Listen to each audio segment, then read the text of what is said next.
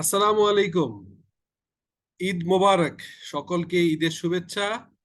আজকে অনেকের রিকোয়েস্ট যে স্যার ভ্যাটের ক একটা সিরিজ করছেন, অর্থাৎ এবিসিডি অফ ভ্যাট। বাট ভ্যাটের থেকে ইনকাম ট্যাক্সটা আরো বেশি পরিসরে অনেকে মনে করেন যে জানা দরকার। সো সেই ধারাবাহিকতায় আজকের ভ্যাটের সিরিজটা কিন্তু চলবে। আমি 50টা মিনিমাম ভিডিও করব বলে প্রতিজ্ঞাবদ্ধ ছিলাম আপনাদের কাছে। অলরেডি 11টা আপলোড করা হয়েছে, আর বাদ বাকিগুলো করবো, এবং ডেফিনেটলি মোর দেন 50। এবং বেসিক লেভেলের ডিসকাশন থেকে অ্যাডভান্স লেভেলের ভ্যাটের মামলা, পেনাল্টি থেকে শুরু করে সমস্ত জিনিসগুলো আমরা ডিসকাশন করব। বাট আজকে আবার ছোট্ট করে নতুন শুরু, সেটি হচ্ছে এবিসিডি অফ ইনকাম ট্যাক্স এর সিরিজ 1, আয় বর্ষ কর বর্ষ বলতে আমরা কি বুঝি।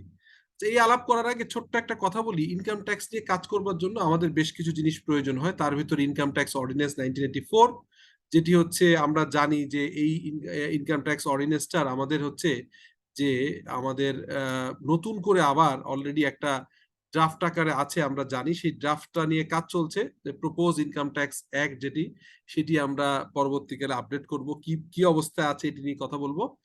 ইনকাম ট্যাক্স রুলস 1984 এর, মানে কারেন্ট যে ইনকাম ট্যাক্স একটা এখন প্রচলিত আছে অর্ডিন্যান্স, সেটা রুলটা হচ্ছে 84 সালে, সেটা জানতে হবে। তার বাইরে আপনার SRO, different type of circulars, এগুলো আমরা জানি। স্টেটের রেগুলেটর অর্ডার থাকে। ফাইন্যান্স অ্যাক্ট, প্রত্যেক বছরে যে ফাইন্যান্স অ্যাক্ট হয় বাজেটের সময়, সেটা জানতে হবে। বিভিন্ন কেস রেফারেন্স অথবা জুডিশিয়াল যে ডিসিশন গুলো দেওয়া হয়, ভার্ডিক দেওয়া হয় আপনার ইনকাম ট্যাক্সের যে মামলাগুলো, সেটা। আয়কর নির্দেশিকা, এটা আমরা টাইম টু টাইম দেখি, এবং বিশেষ করে আমরা আয়কর নির্দেশিকা দেখতে হয় আমাদের জন্য। কিছু বেসিক বিজনেস ল সব না জানলেও কিছু কিছু জানা দরকার। কোম্পানিজ অ্যাক্ট কিছুটা জানতে হয়, বিকজ আপনি ইন্ডিভিজুয়াল এবং কোম্পানির ডিফারেন্সটা না বুঝলে ইনকাম ট্যাক্সের ডিফারেন্স বুঝবেন কিভাবে। সিকিউরিটিজ ল লাগে, কারণ ইনকাম ট্যাক্সটা এক একটা আপনার legal status of a company or a person or a I mean যে আপনার পার্টনারশিপ, সো ডিফারেন্ট হতে পারে। পরিপত্রগুলো আমাদের জানতে হয়। সো এই ডিসকাশন পরে আমি ডিটেল করব। আজকের যে টপিক, সেই টপিকস হচ্ছে মূলত হচ্ছে আয় বর্ষ কর বর্ষ। সো আয় বর্ষ কর বর্ষ বলতে গেলে আগে আয়কর ইনকাম ট্যাক্সটা তো বেসিক ধারণা মিনিমাম দিতে হয়। সেই জন্য বলছি যে কোনো ব্যক্তি বা প্রতিষ্ঠানের আয়ের উপর যে কর ধার্য হয় তাকে আমরা ইনকাম ট্যাক্স বলি। করদাতার বার্ষিক আয় ন্যূনতম করযোগ্য সীমা অতিক্রম করলে এনবিআর তার আয়ের উপর সুনির্দিষ্ট হারে কর ধার্য করে থাকে।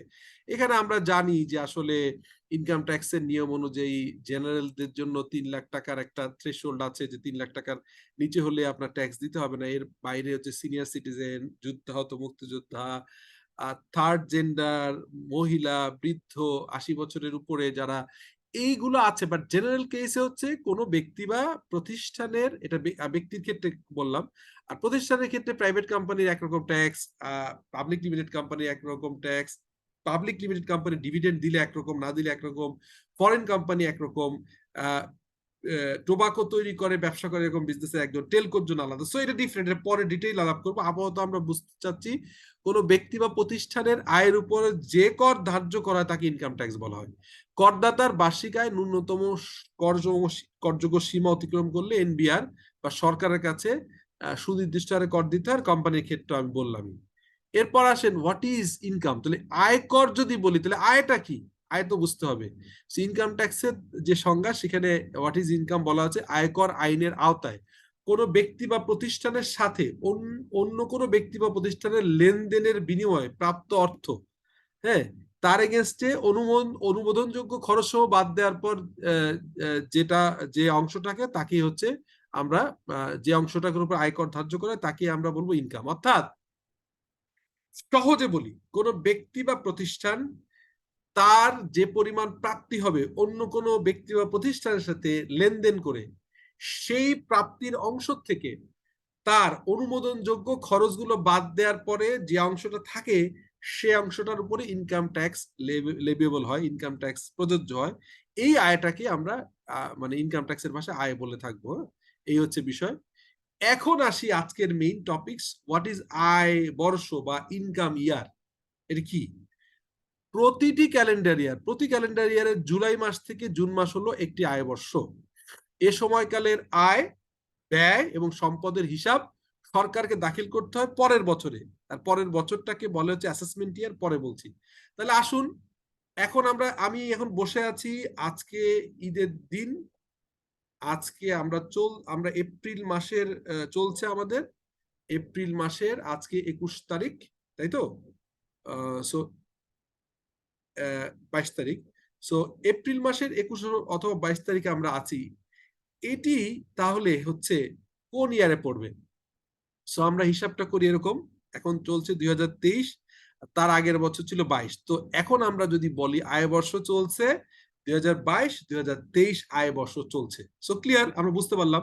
সো তাহলে কি হলো, প্রতিটি ক্যালেন্ডার ইয়ার, মানে ক্যালেন্ডার ইয়ার, যেটা ক্যালেন্ডার ইয়ার ঠিক না, আসলে এটাকে বলা দরকার ছিল ক্যালেন্ডার ইয়ার তো ফাইন্যান্সিয়াল, এটা বলা হচ্ছে যে গভর্নমেন্টের যে ইয়ার, আমাদের বাংলাদেশের গভর্নমেন্টের যে ইয়ার, আমাদের হচ্ছে আমাদের দেশের যে গভর্নমেন্টের যে ইয়ার, সেই ইয়ারটা হচ্ছে গভর্নমেন্ট ইয়ার, মানে হচ্ছে আমাদের জুলাই থেকে জিওভিটি, গভর্নমেন্ট অফ বাংলাদেশ, বাংলাদেশের গভর্নমেন্টের ইয়ারটা আমরা জানি, এটা ধরে নেওয়া হয় এটা বিডি বাংলাদেশের জন্য প্রতি জুলাই থেকে জুন। হ্যাঁ, সো এই বছরের জুলাই থেকে, বা ক্যালেন্ডার ইয়ারে বললেও কোনো অসুবিধা ছিল না, ক্যালেন্ডার ইয়ারে তো আসলে জুলাই জুন হয়, একই কথা ছিল।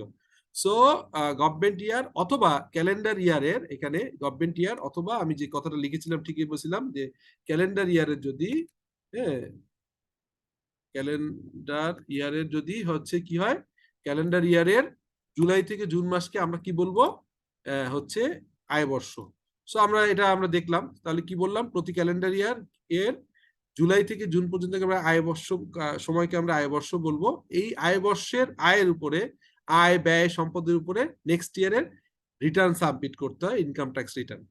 তাহলে বলুন তো বর্তমান মানে কারেন্ট ইনকাম ইয়ার কোনটা? আমি অলরেডি বলে দিয়েছি, সেটি হচ্ছে 2022-23।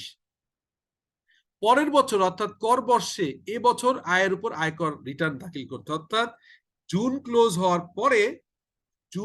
হওয়ার পরে, খুবই খেয়াল করেন, জুলাইয়ের 1 তারিখ থেকে 30শে নভেম্বর পর্যন্ত যে কোনো সময় আপনি ব্যক্তির হচ্ছে আয়কর রিটার্ন জমা করতে পারবেন। আর আর প্রতিষ্ঠানের ক্ষেত্রে আমরা জানি যে হচ্ছে যে 15ই জানুয়ারি পর্যন্ত, কিছু কিছু ক্ষেত্রে এক্সেপশন আছে, টাইম এক্সটেনশন নেওয়া যায়, সেটাকে বলা হয় ইনকাম ইয়ার। তাহলে অ্যাসেসমেন্ট ইয়ার কি? অ্যাসেসমেন্ট ইয়ার হচ্ছে প্রতি ক্যালেন্ডার ইয়ারের একই জুলাই থেকে জুন, বাট যে বছরটাকে আপনি আয়বর্ষ বলছেন, অর্থাৎ 2023-24-এর 2022-এর জুলাইয়ের 1 তারিখ থেকে 2023-এর 30 জুন পর্যন্ত এই সময়টাকে আমরা বলছি আয়বর্ষ। আর তারই ঠিক ফলোইং ইয়ারটা হবে করবর্ষ, অর্থাৎ এই বছরটা 30 জুন শেষ হয়ে গেলে জুলাইয়ের 1 তারিখ থেকে আবার জুন পর্যন্ত, জুনের 30 তারিখ পর্যন্ত যে বর্ষটা হবে, সেই বর্ষকে আমরা বলবো অ্যাসেসমেন্ট ইয়ার। অর্থাৎ ইনকাম ইয়ারের পরের বছরটাকে অ্যাসেসমেন্ট ইয়ার বলা হয়, মানে আয় বর্ষের পরের বছরকে কর বর্ষ বলা হয়। আমরা একটু সময় পেয়ে যাই, আমরা সারা বছর ক্লোজ করে হিসাব করে জমা দিতে হয়। গত আয় বর্ষের আয় ব্যয় এবং সম্পদের হিসাব বর্তমান কর বর্ষে সরকারের কাছে, এনবিআর এর কাছে ইনকাম ট্যাক্স রিটার্নের মাধ্যমে জমা দিতে হয়। তাহলে বলুন তো কারেন্ট অ্যাসেসমেন্ট ইয়ার কথা, তাহলে গত বছরের যেটা ছিল, অর্থাৎ যেটি আমাদের ছিল 21-22, তারই অ্যাসেসমেন্ট ইয়ার এখন চলছে হচ্ছে 22-23। খুবই সিম্পল, সহজ কথায় এক কথায় বলি, যে কোনো একটা জুলাই থেকে জুন পর্যন্ত ইয়ারকে প্রতি বছর আমরা আয় বর্ষ বলবো, আর ওই আয়ের উপরে হিসাব কিতাব করে রিটার্ন জমা দেওয়ার জন্য পরের 1 বছরকে আমরা বলবো হচ্ছে কর বর্ষ। সো এই ছিল আজকের ডিসকাশন, আশা করি খুব সহজভাবে বলার চেষ্টা করেছি। আপনারা কমেন্ট করুন যে এটা ঠিক আছে কিনা, যদি আপনাদের ভালো লেগে থাকে এই টপিকস গুলো, আমি এই টপিকস এর উপরে আরো, যেটি হচ্ছে যে ভ্যাটের যেমন 50টা, এখানে হয়তো 100টা বা 50টা ভিডিও বানাতে হবে। সো আমার সাথে থাকুন টিল দিস টাইম। আপনারা জন্য যদি কোশ্চেন থাকে নেক্সট ভিডিও বানানোর আগে, বা যে কোনো সময় কোশ্চেন করলে, আমি দেখেছেন যে আপনাদের কথা অনুযায়ী আমি ভিডিও বানানোর চেষ্টা করি। থ্যাংক ইউ, আসসালামু